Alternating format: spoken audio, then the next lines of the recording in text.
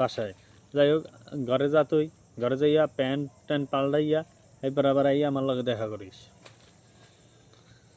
তা এইটাই যাই কি, এইটাই কোনো পুষ্টি নাই, যার জন্য এইটা যদি আপনি খাওয়ান গরুরে, যতই আপনি খৈরভুসি খাওয়ান, এক 1 কেজি যে গরুটাই দুধ দিতে, সেই গরুটাই দুধ দেবে যাইয়া পারলে 250 গ্রাম।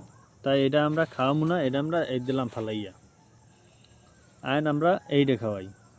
এই কাঁচা ঘাসটা যদি আমি খাওয়াই হলে আমার উপকার, এটাই ভিটামিন আছে, বিভিন্ন রকমের প্রোটিন আছে, যার জন্য এই ঘাসটা যদি আমি খাওয়াই গরুরে, গরুতে খাইবেও অনেক মজা করিয়া, কারণ এটার লাগিয়া ওইটা পানিতে ভিজান লাগে।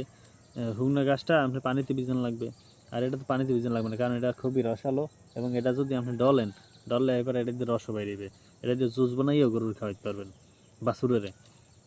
যাই হোক, বাছুরের খাওয়ানো লাগবে না, কারণ বাছুরের যদি কাঁচা ঘাস খাওয়ান, বাছুরে খাইবে দুধ, বাচ্চায় খাইবে দুধ, বাচ্চায় তার ঘাস খাইবে না। বাচ্চারা যদি আপনি জুস বানাইও খাওয়ান হলে ছটবে সেইড, মানে বাথরুম হয়ে যাবে।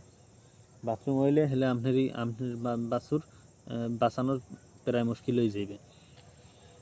যাই হোক, এই ঘাস তাহলে আমরা কাঁচা ঘাস খাওয়ামু, আর 1 লিটার জায়গায় 5 লিটার দুধ পামু। এই ঘাসের চ্যাপ্টার গেল। এখন আমরা আসি বহই গাছ। তা বহই গাছের এই যে পাতা, এই পাতা খুবই আলযুক্ত। তা বহই গাছ বাদ আসেন আমরা একটু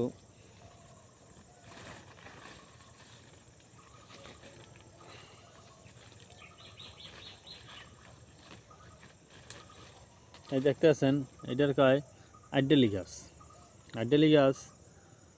আইডেলি গাছের ডাল এই রকমের হয়ে থাকে, এবং আইডেলি গাছ দিয়া আমরা বিভিন্ন কাজে আমাদের আইডেলি গাছ লাগে। আইডেলি গাছ একটি আগাছা।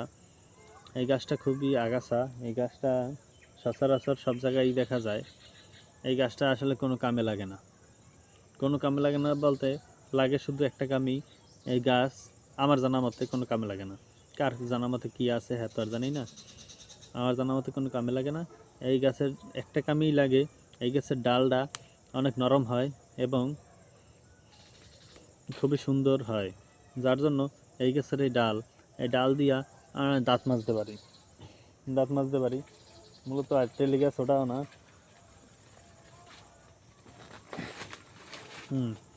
যাই হোক, এই ডাল দিয়া আমরা এই যে মাথায় চাবাই দাঁত মাজি। যাই হোক, দাঁত মাজার কাজে আমাকে লাগে, আর এটা কোনো বিষাক্ত গাছ না। দাঁত মাজলে দাঁত আমাকে দবদবে সাদা হয়ে যায়। আপনি যদি দবদবে সাদা দাঁতের লোক হইতে চান, তাহলে আপনি আইডেলি গাছ দিয়া